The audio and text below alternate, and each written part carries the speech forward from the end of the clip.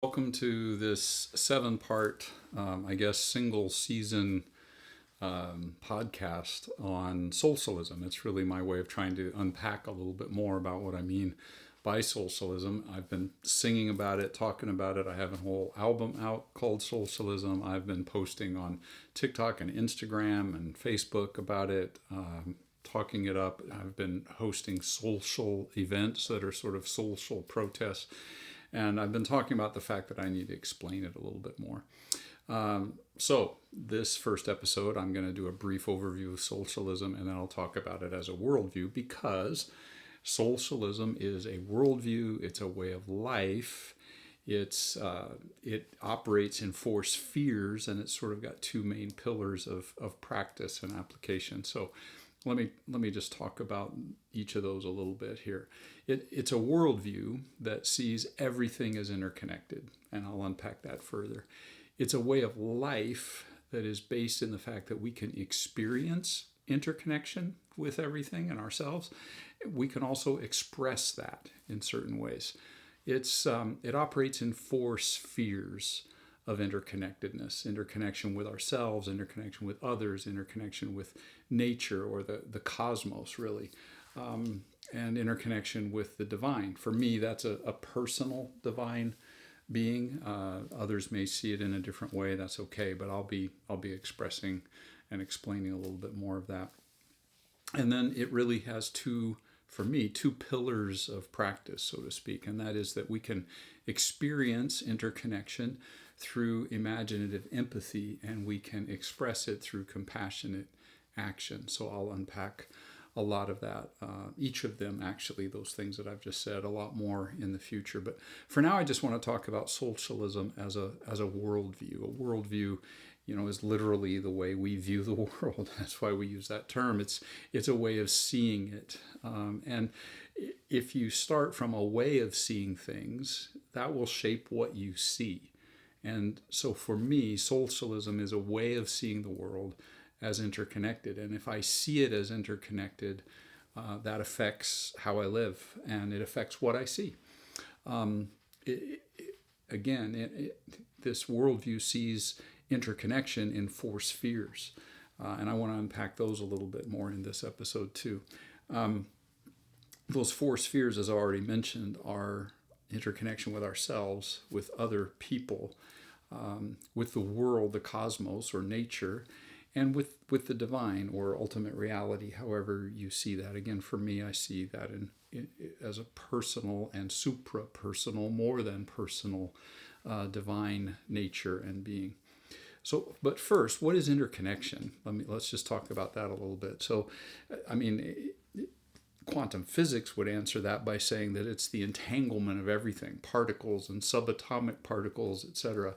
The whole cosmos in its vast nature, and the most particulate dimensions and the smallest dimensions of the cosmos are all interconnected. But there's also spiritual heritages that see it this way, one of those being pantheism, which is the view that sees everything as divine.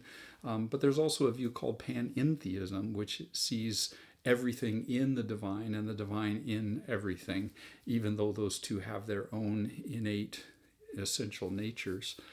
But even leaving aside theories like quantum physics or particular spiritual visions of the world, just common sense tells us that we're all connected. We all share the cosmos, and the cosmos shares it with everything else. It's even if just that connects us, it matters to see things connected, even in that sort of pragmatic way. Because if we're not connected, then it actually doesn't matter how you treat other people or other objects or other things or the world, except in some pragmatic way of making sure that ultimately you're taking care of yourself. But if everything is connected, then everything matters, not just for its own sake, but because of that connection with everything else. It all matters because it's all connected. It should all matter to all of it, and to all of us. And we all should matter to all of us. It makes a real difference to see the world connected. And everything means everything. Myself, others, nature, the divine, or reality. In each of these episodes, I'm going to share an artistic work, a poem or a song that I've written. And in this case, I want to share a poem called Touch the Ecstatic. Some of you who know me and have experienced my art before will be familiar with this poem. It's also in a book that I have published called The Cow Behind the Barn. But for now, I just want to share this poem. It's called Touch the Ecstatic. And it's really an attempt to express this interconnection that I'm talking about. Touch the ecstatic. Inside that sway of grass in wind, this pulse, dull eyes, a dusty rose, there is something ecstatic. I cannot say, but I know, believe. More honest, I only want to live if I can believe and touch. Ecstasy is chaos dancing. Electrons, protons, morons, skeletons, put-ons, on and on, colliding on, pulsing universe mystic strobe light floors, loved on. Ecstasy is a God's kiss, pressed on the first fleshy mouth, divine, moist, intimate breath through parted lips. Eyelids flicker open, embrace the gaze of God. Entwined lovers in the afterglow, in a raw green world, satiated.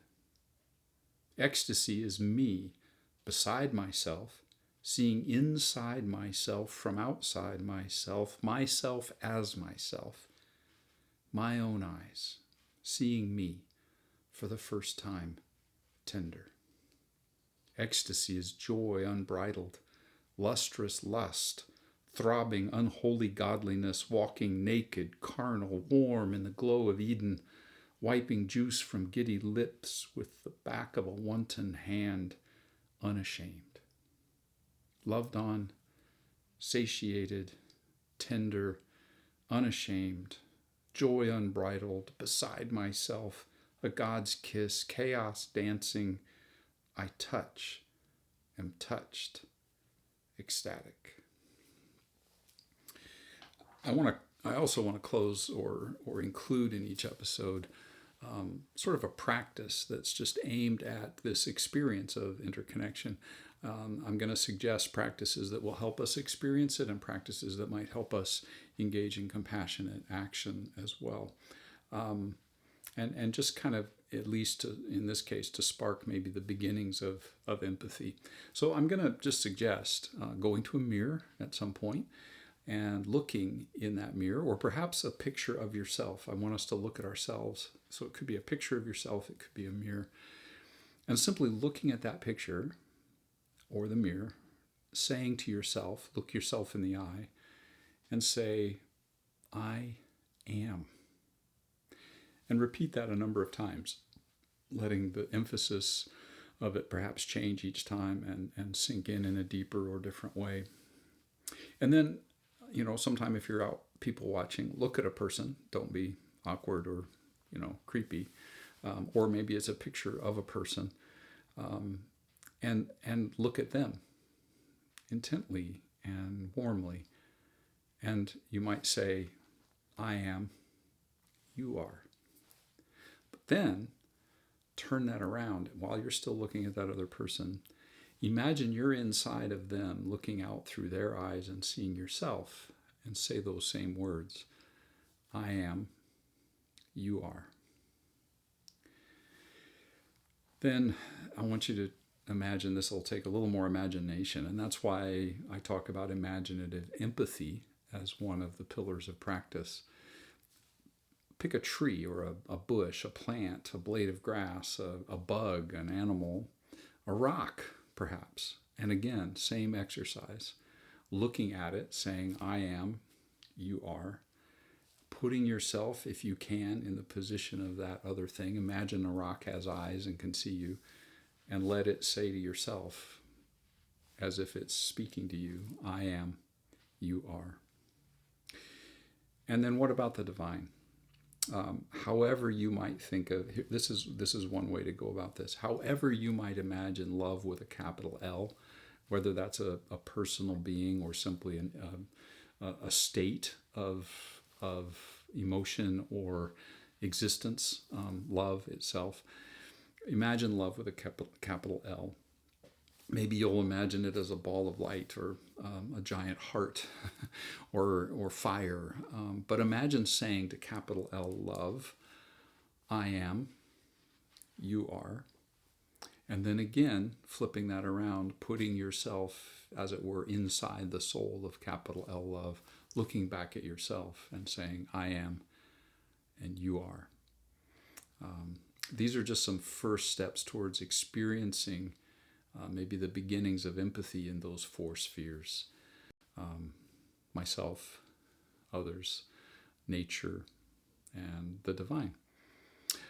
Next time I'll pick up again in another episode on the nature of socialism as not just a worldview, that's been the focus here, seeing everything as interconnected, but also as a way of life, a way of experiencing and expressing this interconnection.